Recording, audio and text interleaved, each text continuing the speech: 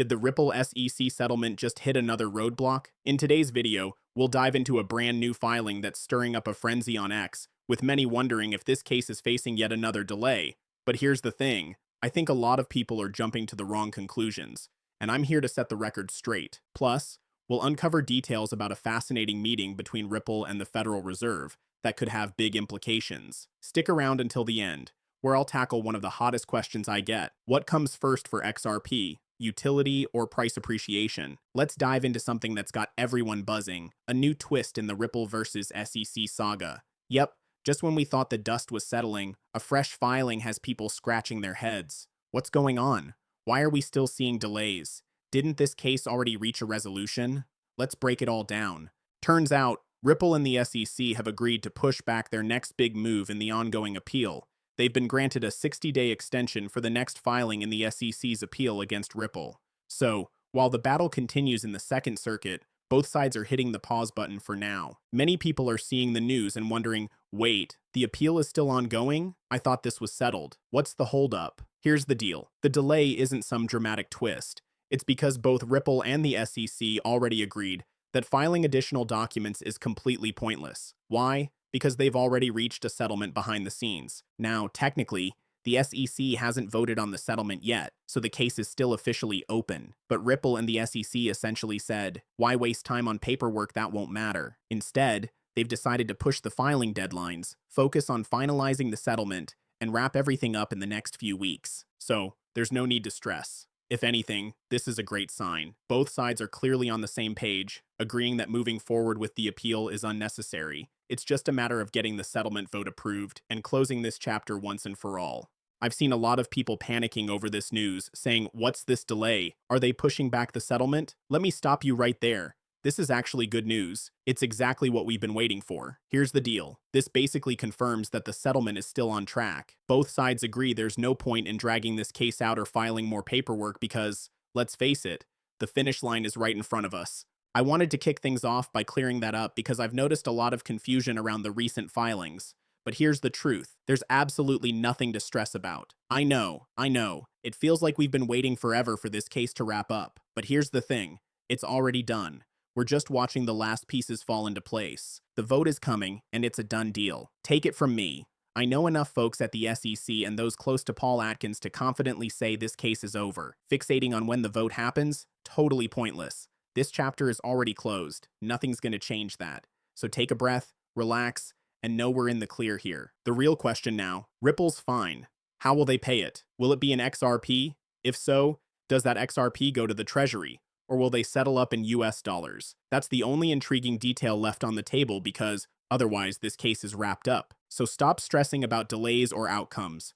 This is all just a formality at this stage. The vote will happen and it'll be over. With that out of the way, let's shift gears to something more exciting, Ripple and the Federal Reserve. If you caught the intro, you already know there's more to discuss here. Just the other day, something really fascinating happened. A Ripple board member interviewed Jerome Powell. It's wild to think about how Ripple keeps landing these high-profile conversations. Time after time, we see Ripple meeting with the Federal Reserve, engaging with names like Jerome Powell. Honestly, no other cryptocurrency company comes close to pulling off this kind of access. It's always Ripple, setting the bar and grabbing these key opportunities.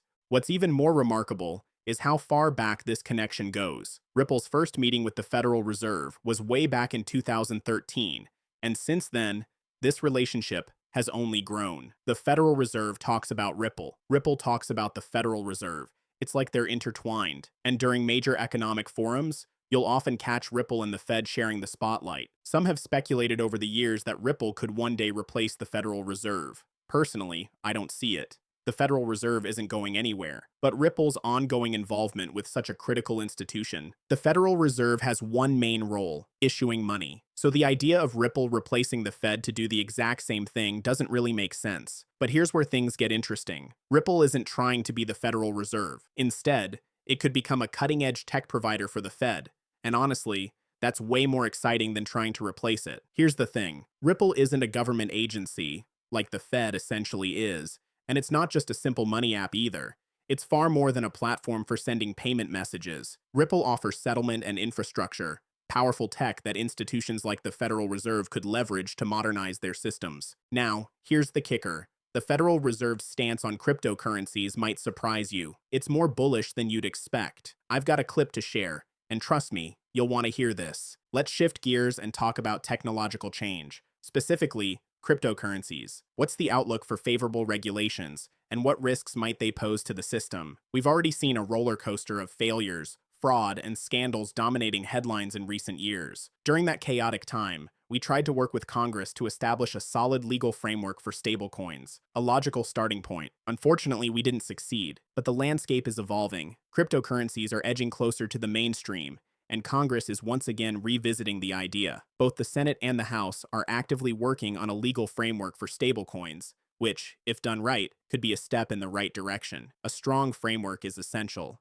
Stablecoins, a digital asset with the potential for widespread use, should have robust consumer protections, transparency, and proper regulation. If lawmakers can strike the right balance, this could be a major win for the industry and its users. We took a cautious approach, and other bank regulators went even further, imposing stricter rules on financial institutions. But change is on the horizon. There's talk of loosening regulations, carefully of course, to balance safety and soundness while encouraging innovation. The goal? To foster progress without putting consumers at risk or compromising bank stability. Intriguing, isn't it? The Federal Reserve is now openly discussing cryptocurrency innovation, and it just so happens they're in conversations with a Ripple board member, a company that's been meeting with the Fed since 2013. Sometimes you just have to wonder, what more evidence do people need? It's clearer than ever that our financial system is overdue for an upgrade.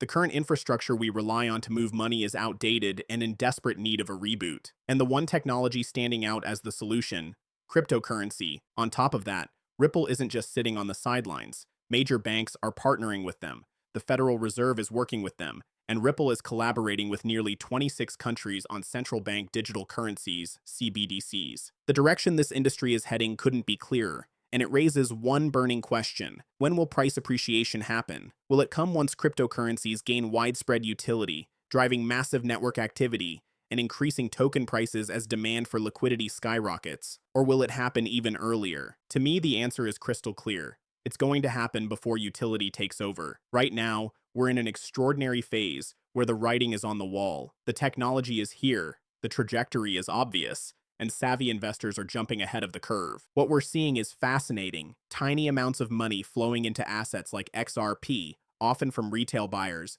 and a handful of forward-thinking institutions are creating outsized ripples. A $10 million investment here, $50 million there, pocket change compared to the scale of the global financial system is driving billions in market cap shifts. It's all about the market cap multiplier, and it's proof that even small moves in this space can have a massive impact. We've discussed this countless times before, but let me break it down. Right now, small amounts of retail money and minor institutional investments are driving exponential price movements in these assets. But think about this.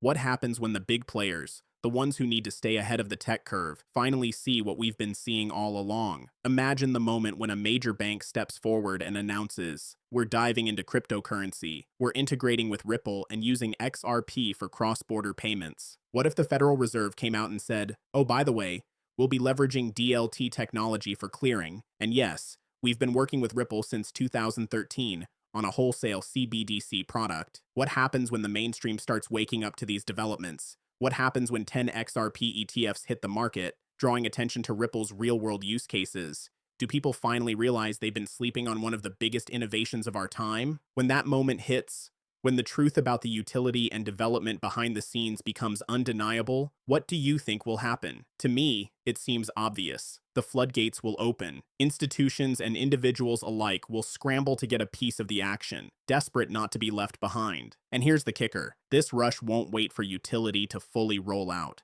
It's going to happen as soon as people start connecting the dots, as soon as they see the bigger picture. Once the pieces fall into place, the scramble will begin. XRP's movement on just a few $1 million here and there is already eye-catching, but it really makes me wonder, what happens when the bigger players step in? Imagine not 10 million trades, but 100 million, 500 million, even $1 billion or more flowing into XRP. Tens of billions in a single buy. That day is coming, and it's going to turn heads. I don't think enough people realize who Ripple is partnering with or the sheer scale of the utility that's about to be unleashed. Once the mainstream media catches on and starts breaking it down for the masses, the narrative will shift overnight. Right now, most people aren't accounting for the tidal wave that's coming. If we were seeing $100 million inflows today and XRP's price stayed stagnant, sure, I'd be skeptical too, but that's not the case. When the real money starts pouring in, it's going to be transformative. The market reaction will be nothing short of earth-shattering. In my view, it's only a matter of time before people connect the dots. Speculation will spark as the bigger picture comes into focus, and when utility is layered on top of that, the game changes completely. Thanks for tuning in. I hope this update gave you something to think about. Exciting times ahead.